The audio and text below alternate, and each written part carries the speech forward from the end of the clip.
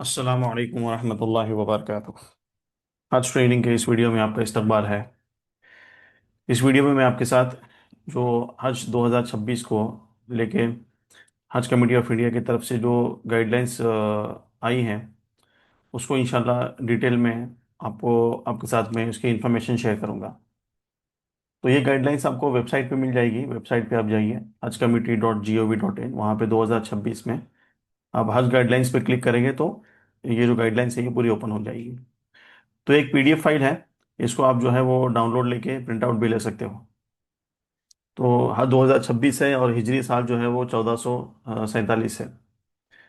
और ये government of India की तरफ से है। जो माइनॉरिटी मिनिस्ट्री अफेयर्स हैं उनके अंडर में हज कमेटी ऑफ इंडिया आती है। तो ये पूरे कंटेंट है। टोटल जो डॉक्यूमेंट है वो 39 पेजेस का है, 39 पेजेस का है। और जो इंडेक्स आप देखेंगे तो इसमें इंडेक्स में टोटल जो है वो 35 पॉइंट्स हैं, 36 पॉइंट्स हैं। तो जो जो इम्पोर्टेंट पॉइंट्स हैं वो इंशाल्लाह आपके साथ में इस वीडियो में शेयर करूंगा। तो सबसे पहले थोड़ा सा इंडेक्स में आपको बता देता हूँ कि जनरल इन्फॉर्मेशन है। और जो है अभी once in life time policy है कि एक ही मरतबा हज कर सकते हैं। और रिपीटर जो हाजी हैं वो किस तरह से हज कर सकते हैं वो। और अवेलेबिलिटी ऑफ गाइडलाइंस हज एप्लीकेशन उसके बारे में। फिर हज के लिए एलिजिबल कौन है, हज मैनेजमेंट प्रोसेस पूरा कैसा होता है। फिर जो डॉक्यूमेंट सबमिशन का जो है हाजियों का सवाल है कि अभी हमने फॉर्म सबमिट किया है लेकिन हमें डॉक्यूमेंट सबमिट कब करना है, तो उसके बारे में। अप्लाई कैसे करना है, जो कि ऑलरेडी अभी बहुत सारे लोग अप्लाई कर चुके हैं। और ये सोलेमन डिक्लेरेशन फॉर्म है जो 65 प्लस एज के हैं उनके लिए एक डिक्लेरेशन है। और जो जनरल कैटेगरी के अंदर है वो भी रिपीटर नहीं है।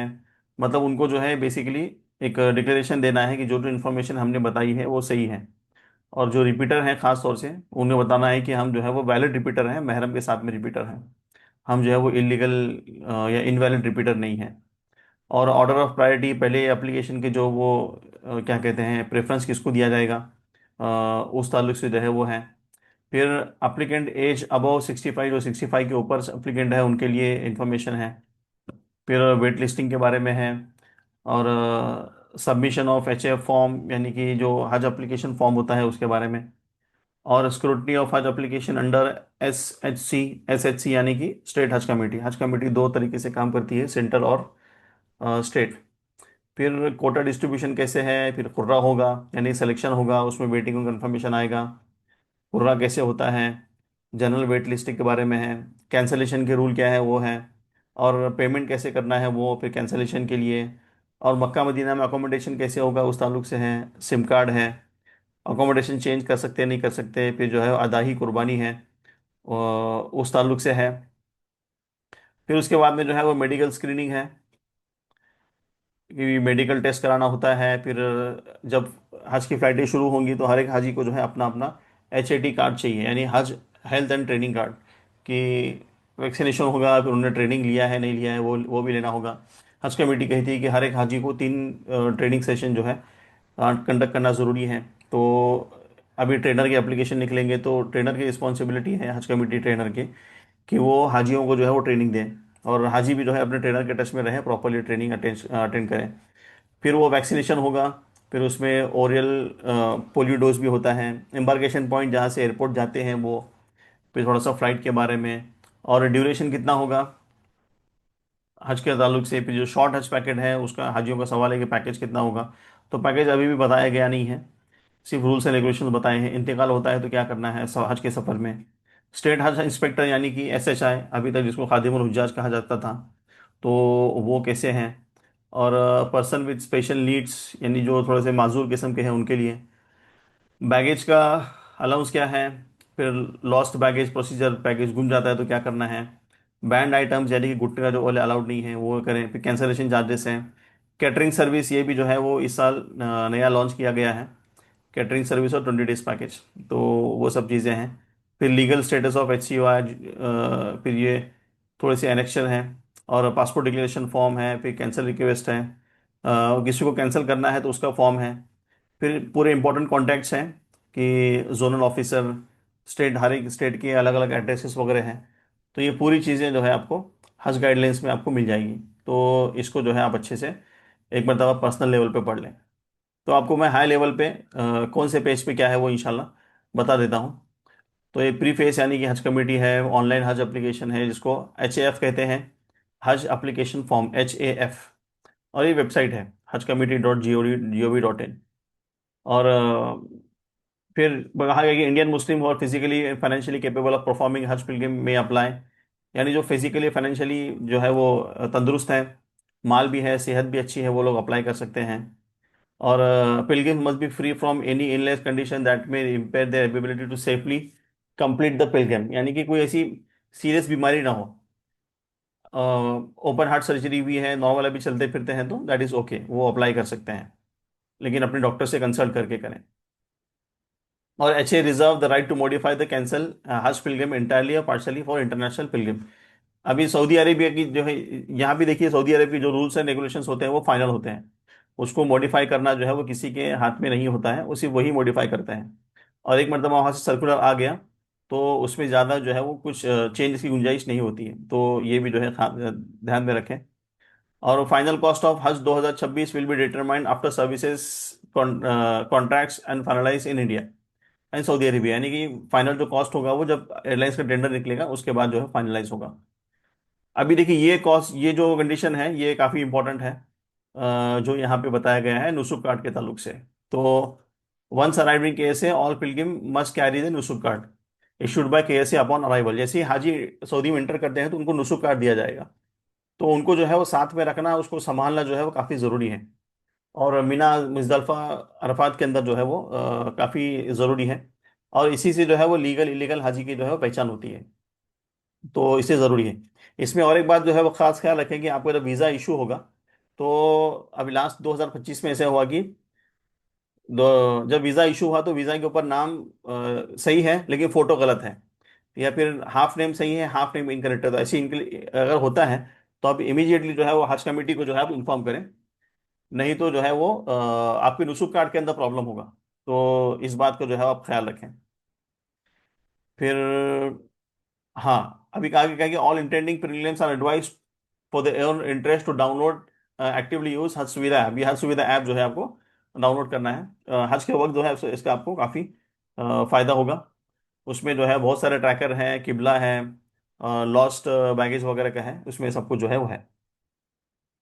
जनरल इन्फॉर्मेशन है तो इसको जो है थोड़ा सा हम जो है वो स्किप कर देते हैं। अभी यहाँ पे कहा गया है कि once in a life time, यानी जिंदगी में एक मरतबा ही हज कर सकते हैं। तो देखिए इसका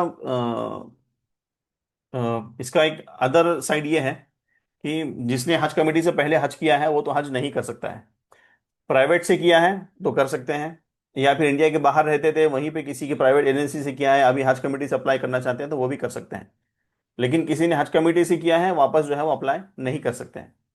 अब अप्लाई करने की जो है वो सिर्फ दो सूरतें हैं, आदमी और औरत के लिए। आदमी दो कंडीशन में रिपीट कर सकता है, औरत जो है वो एक कंडीशन में रिपीट कर सकती है। आदमी की दो कंडीशन ये है कि किसी और का वो महरम बन के जा सकता है, यानी पहले अकेला किया था, अभी वो माँ के साथ जा सकता है, बीवी बहन भांजी भतीजी ऐसी जो जितनी पूरे लेडीज महरम है वो हर एक के साथ जो है वो हर साल रिपीट कर सकता है जब तक उसके महरम की लिस्ट चलती रहे। और दूसरा कंडीशन आदमी के लिए है कि वो कोई 65+ वाले हैं उनका वो एज ए कंपेनियन बन के जा सकता है। और लेडीज़ के लिए महरम का कोई रिपीटर का कोई कंसेप्ट नहीं है, लेडीज़ जो है वो किसी 65+ वाले का महरम कंपेनियन बन के जा सकती हैं, तो लेडीज़ जो है वो इस ताल्लुक से कर सकती हैं। और द एज ऑफ महरम companion should be 65 years, should be 18 to 64। अभी 18 to 64 यहाँ लिखा है लेकिन सिस्टम एक्सेप्ट कर रहा है अप टू 64 भी, तो ये है। However companion accompanying ladies without महरम pilgrim age 65 must be female between age of 45 to 60, यानी कि जो लेडीज विदाउट महरम 65 कोटा है वहां पे कंपेनियन जो है वो लेडीज ही चाहिए। फिर ये अवेलेबिलिटी ऑफ गाइडलाइन है, ये इतना इंपॉर्टेंट नहीं है। फिर ये एलिजिबिलिटी ऑफ हज है, तो इसको भी थोड़ा सा हम जो है वो स्किप कर देते हैं, मैं आगे चलता हूँ। लेडीज़ विदाउट महरम के बारे में कहा गया है कि भाई एक मरतबा अपने उलमा से जो है वो कंसल्ट कर लें कि औरत जो है वो बगैर महरम के सफ़र कर सकती है नहीं कर सकती। Ladies in advance state of pregnancy which is case of international flying will be followed.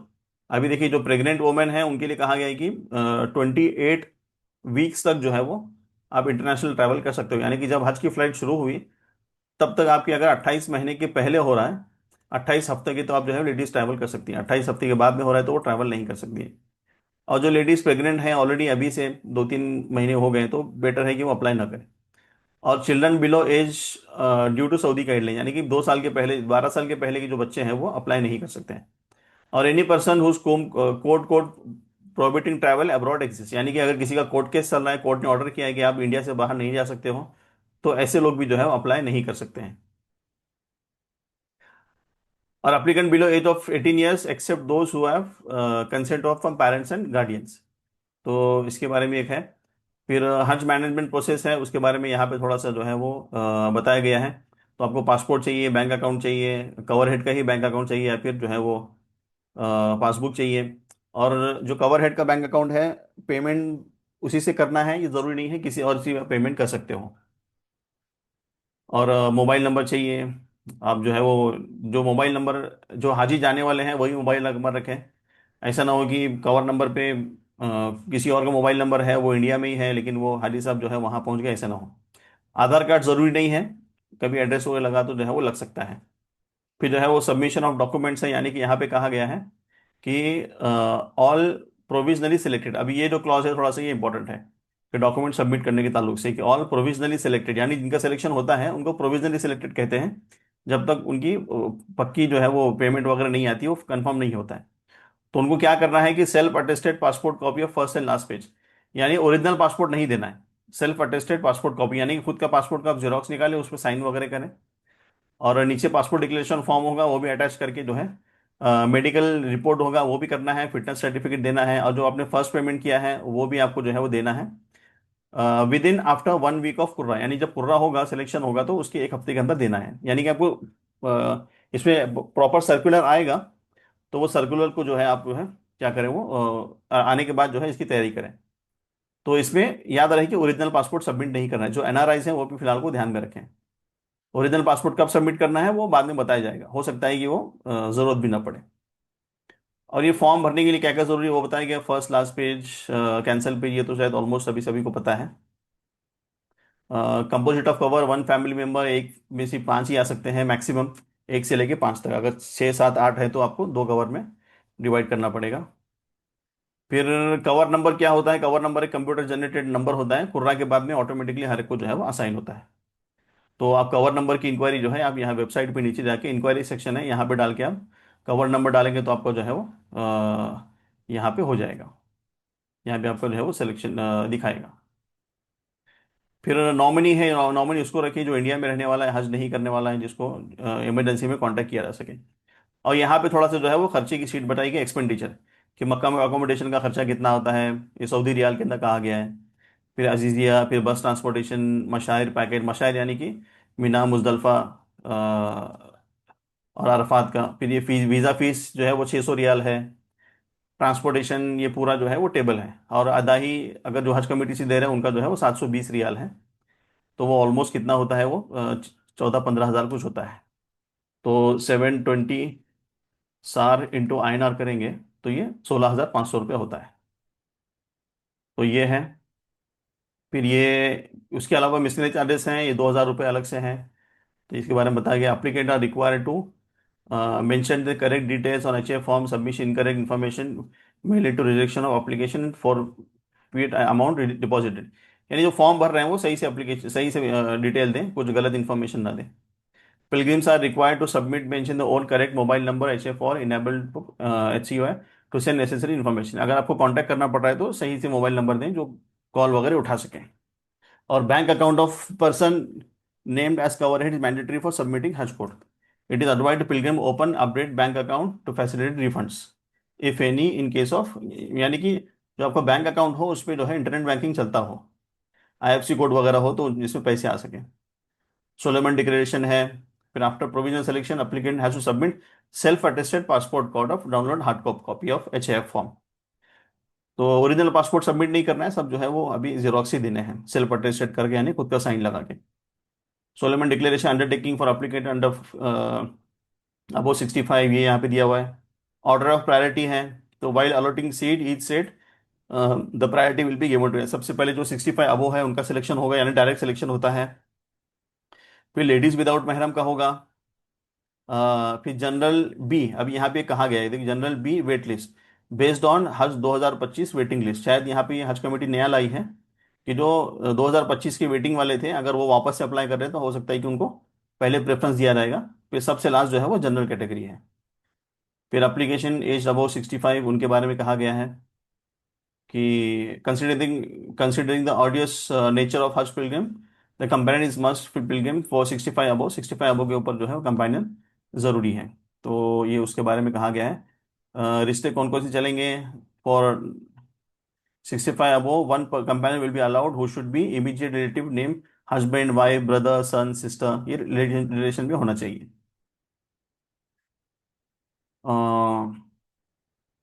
हाँ, if husband wife are traveling in a cover under reserve category, both are aged above 65 or above, they will be allowed to do companions who will be blood relation of pilgrim। The age of companion can be 8 to 65, यानी कि जो जितने 65 के ऊपर हैं उनको अपने अपने कंपेनियन चाहिए। फिर ये प्रायोरिटी ऑफ वेट लिस्ट है, यानी कि वेट लिस्ट के बारे में कहा गया कि application who had applied for 2025 but remain waiting list shall be given priority over general waiting list application allotment for this. यानी कि शायद ये नया इस मर्तबा आया है कि जो 2025 के अंदर जिनकी वेटिंग थी उनको जो है कहा गया है कि अगर वो अप्लाई कर रहे हैं तो उनको अभी उनको जो है वो फर्स्ट प्रेफरेंस दिया जाएगा। फिर submission of H A form, closing date यहाँ पे वो यहाँ पे वेबसाइट से करना है। अभी फिलहाल तो 31/7 है, तो हो सकता है कि वो ये हो जाए। फिर स्क्रूटनी ऑफ हज application form, SHC shall ensure that online H uploaded Haj Committee India at the complete and all respective, यानी कि स्टेट हज कमेटी जो है वो वेरीफाई करेगी और जो है उसके बाद कवर नंबर जो है वो जनरेट होगा। फिर डिस्ट्रीब्यूशन ऑफ कोटा है, यानी कि पहले जो है वो out of total quota allocated to India, agreement between kingdom of Saudi Arabia and this 70% जो हज कमेटी के पास में है, 30% जो है वो HGO है। यानी जो प्राइवेट वाले हैं, हज ग्रुप ऑर्गेनाइजर उनको कहा गया है, तो वो जो है वो उनके पास 30% कोटा है। फिर उसी में से जो है वो फिर जो टोटल कोटा होता है वो स्टेट्स को, यूनियन टेरिटरी को दिया जाता है। फिर उसके बाद में जो SHI होते हैं उनका भी जो है उसी के अंदर जो है वो कोटा होता है। फिर कुर्रा है, यहाँ पे कुर्रा यानी सिलेक्शन के बारे में कहा गया है कि जो कुर्रा है, कुर्रा refers to computerise draw of lots, यानी रैंडमाइज डिजिटल सिलेक्शन। अभी इसमें देखिए, जो पहले भरेगा उसका नंबर पहले लगेगा, जो लास्ट में भरेगा उसका नहीं आएगा, ऐसे कुछ नहीं है। डायरेक्टली जो कंप्यूटर सेलेक्ट करेगा वो उसी के हिसाब से होगा। The data other quota detail will be publish by HCY detail, यानी कि जो सिलेक्शन होते हैं तो उनका जो है प्रॉपर वेबसाइट पे PDF फॉर्म आएगा। उसमें आपको अपना कवर नंबर देखना है और वो हिसाब से देखना है कि आपका सिलेक्शन हुआ है या नहीं हुआ है। फिर उसके बाद थोड़ा सा आगे बढ़ते हैं। रूल फॉर कैंसिलेशन रिफंड, अगर आपको कैंसिल करना है, रिफंड करना है तो रेफर टू पैराग्राफ 40, अभी 40 पेज पे आएगा तो हम उसको आगे देखेंगे। लेकिन अगर किसी को कैंसिल करना है तो वो फॉर्मली कैंसिल करें। अगर फर्स्ट पेमेंट के पहले अगर कोई भी पेमेंट नहीं करता है तो उनका जो है वो सब कैंसिल हो जाएगा। Payment by Pilgrim and confirmation, bank reference number से आपको पेमेंट करना है। बैंक रेफरेंस नंबर क्या आएगा वो आपको दिखाते हैं। फिर पेमेंट करने के लिए जो है आप जो कवर हेड पे दिया है अकाउंट वो भी यूज़ कर सकते हैं, उसके अलावा भी यूज़ कर सकते हैं। और पहला पेमेंट कितना होगा, फर्स्ट पेमेंट यहाँ पे बताया गया है कि 1,52,300, उसमें कि 1.5 लाख रुपए आपका एडवांस है। मिसलेनियस चार्जेस 2,000 हैं। नॉन रिफंडेबल जो है वो 300 रुपये हैं। तो ये जो है उसमें ऐसे कहा गया है। फिर ये पेमेंट होने के बाद भी जो है वो आपका कंफर्म हो जाएगा आपके डॉक्यूमेंट्स मिलने के बाद में।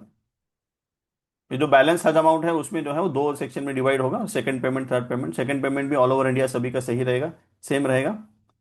उसके बाद में जो है वो थर्ड पेमेंट आपको अलग अलग एम्बार्केशन पॉइंट की वजह से अलग होगा। फिर वीज़ा फीस के बारे में कहा गया है, include repeaters integrating will be required to pay Hajj visa as inform by Saudi government. ठीक है। फिर जो कैंसिलेशन के बारे में कहा गया है, कैंसिलेशन करना है तो कैंसिलेशन फॉर्म है वो आप करें। फिर अकोमोडेशन के बारे में कहा गया है कि रहना कहाँ है, accommodation and transportation facility in Mecca. तो यहाँ पे जो है वो अकोमोडेशन के बारे में कहा गया है। तो अकोमोडेशन में क्या क्या दिया जाएगा, तो अजीज़िया और जो है अल नसीम, ये दो इलाके हैं जो हरम शरीफ से जो है वो 8-10 किलोमीटर की डिफरेंस में, वहाँ पे पूरे हज कमेटी के हाजी रुकते हैं।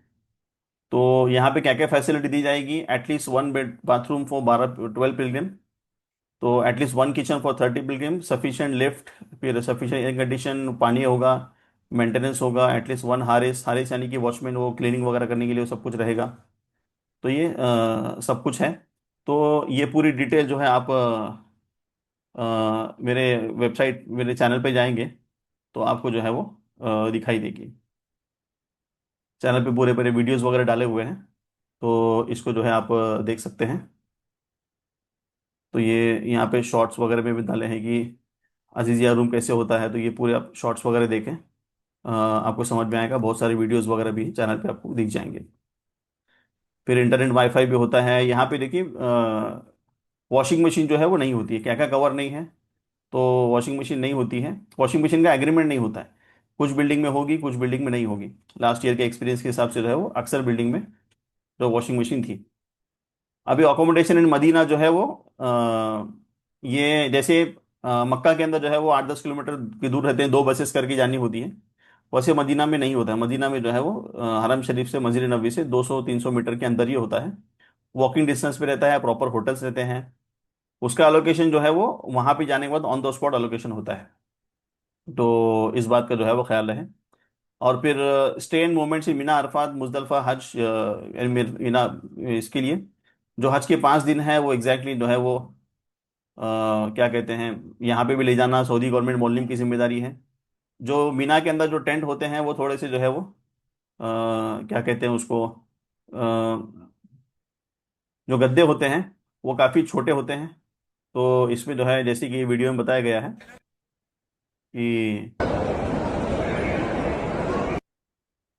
हाँ, यहाँ पे वीडियो में देखिए आप कि वो मीना के टेंट जो है वो कितने छोटे होते हैं। और अकोमोडेशन इन मदीना है। फिर facility provided in building in Madina, Madina में क्या क्या होगा। यहाँ पे वहाँ पे भी शेयरिंग रहेगा 4 and 5 पिलग्रिम का। फिर आते बराबर जो है वो थोड़ा बहुत हाजियों को दिया जाता है बिस्किट्स, टी वगैरह। और सेंट्रलाइज एसी रहेगा, पानी वगैरह रहेगा, तो वहाँ पे भी रहेगा। रुबात है, यानी कि जो इंडिया में कुछ एरिया के इलाके हैं जैसे कि हैदराबाद है, भोपाल है, बीड़ है, वहाँ के कुछ पुराने नवाबों ने जो है मक्का में जगह रखी थी कि वहाँ के हाजी आएंगे तो जो है उनको सहूलत हो। तो ऐसे लोगों को जो है वो हज कमेटी एलोकेट करती है, और शायद उनके थोड़ा पैसे भी शायद वापस आते हैं अकोमोडेशन के भी। सिम कार्ड है, सिम कार्ड के बारे में कहा गया हज कमेटी प्रोवाइड नहीं करती है, हाजियों को जो है वो खुद से मैनेज करना है। या इंडिया से आप जो है इंटरनेशनल रिचार्ज करके लेके जाएं, या फिर वहाँ पे जाने के बाद जो है आप करें, वहाँ का लोकल सिम कार्ड ले लें। चेंज ऑफ अकोमोडेशन है, यानी कि एक मतलब अकोमोडेशन हो गया तो जो है वो वापस अब चेंज नहीं कर सकते। कुर्बानी अदा ही है। तो जैसे ही आपने जो है वो अगर हज कमेटी से यस कहा है तो आपको जो है वो थर्ड पेमेंट के टाइम पे कुर्बानी देना है। और कुर्बानी कब तक होगी, आपकी यहाँ कहा गया है कि 10 जिलहिज्जा के दिन जो है वो जोहर में असर की नमाज के वक्त होगी। आपको वो adahi.org वेबसाइट है, उस पर जो है जाके आपको चेक करते रहना है।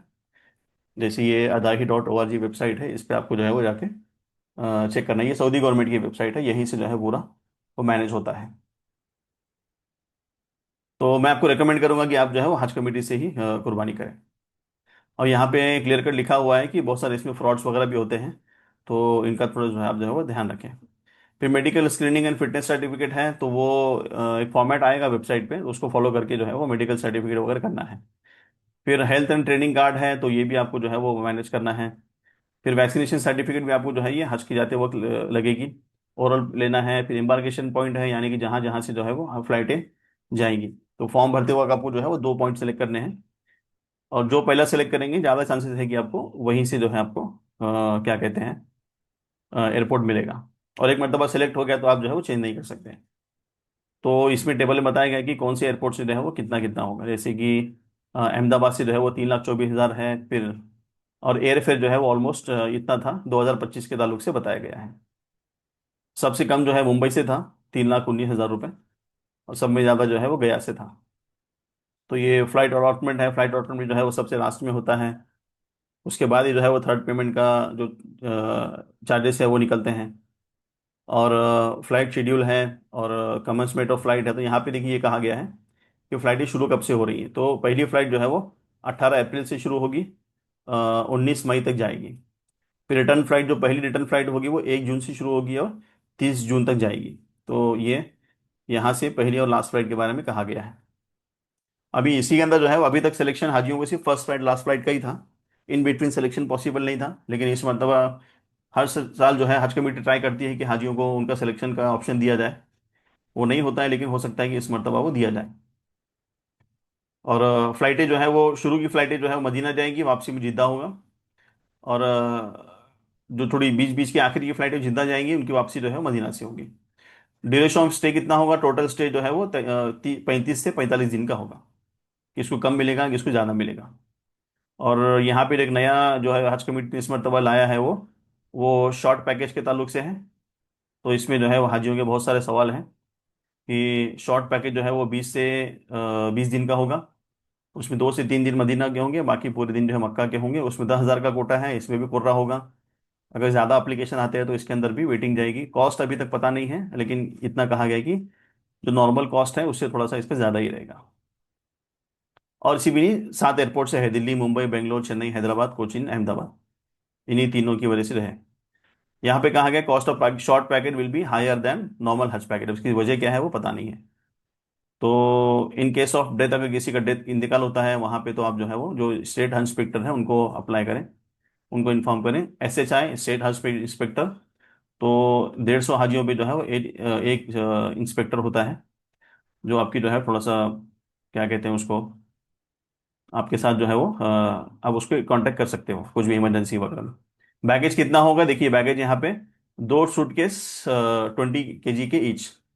यानी कि एक हाजी को जो है वो 40 किलो चेक इन बैगेज, यानी जो फ्लाइट में आप वेट कैरी करते हो, जो फर्स्ट टाइम जा रहे हैं, तो उनके लिए बता दूं कि आपके साथ जो है 2 बैगेज होंगे। एक 2 बड़े सूटकेस होंगे और एक जो है आपका हैंड कैरी होगा। 2 सूटकेस आपको एयरपोर्ट में जाते बराबर फ्लाइट वालों को देना है, वो आपको पहुंचने के बाद वापस देंगे। और एक आपको जो है वो बैग, हाथ में बैग रहेगा जो आप फ्लाइट में वो लेके बैठोगे। तो जो बड़े बैग सबमिट करते हैं उसका जो है वो 20 kg चाहिए। 20 + 30, 20 + 20 यानी कि 40। तो 40 kg ले सकते हैं 2 बैग में। अब इसमें जो है हाजियों का सवाल होता है कि हम एक पे 30 लेंगे, एक में 10 लेंगे, ऐसा नहीं चलेगा। या एक के अंदर जो है 40 लेंगे, वैसा ही नहीं चलेगा। एक बैग आपका मैक्सिमम जो है वो 20 kg का होना चाहिए। और जो हैंड कैरी है वो 7 kg का। अब इसमें कुछ हाजियों का ये भी सवाल आया कि पिछले साल जो है वो सऊदी एयरलाइंस जो है वो 23 की जो अलाउ अलाउ करती है। तो देखिए वो सऊदी एयरलाइंस का है, वो भी फॉलो कर सकते हैं। लेकिन हज कमेटी गाइडलाइंस जो है वो यही है।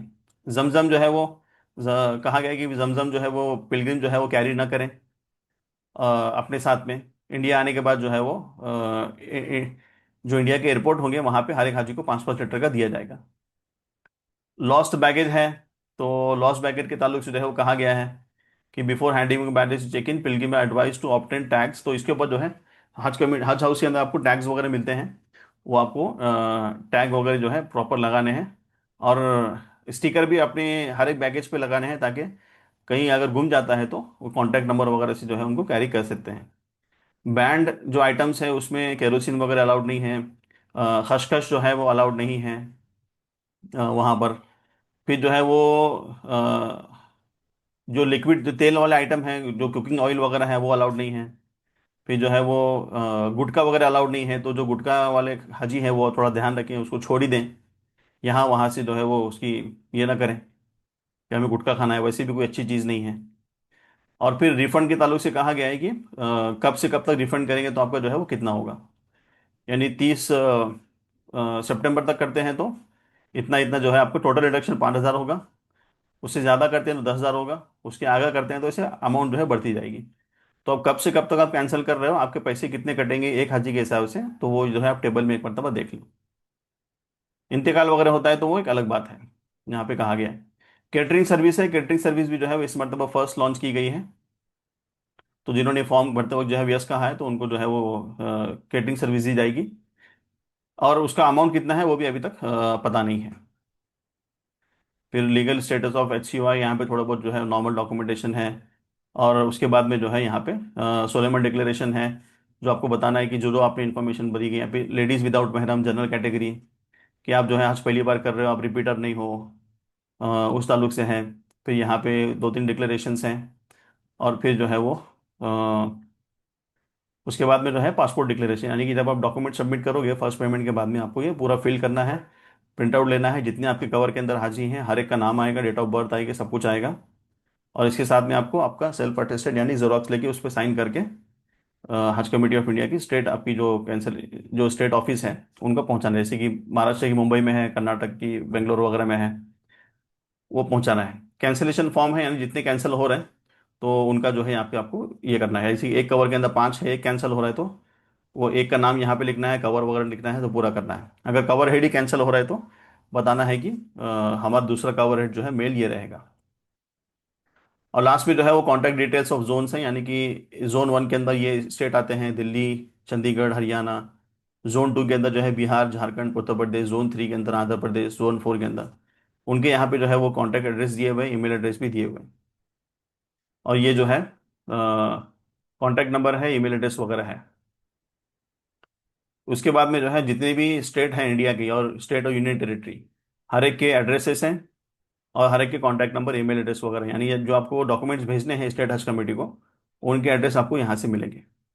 तो ये टोटल गाइडलाइन है, इसको आप जो है डाउनलोड भी करें, अच्छे से पढ़ें, इस वीडियो को भी जो है आप ध्यान से पढ़ें, तो इंशाल्लाह जो है वो आसानी होगी। अल्लाह ताला तमाम हाजियों के हज को आसान फरमाए, कबूल फरमाए। जज़ाकल्लाहु खैरा। अस्सलामु अलैकुम वरहमतुल्लाहि वबरकातुहू।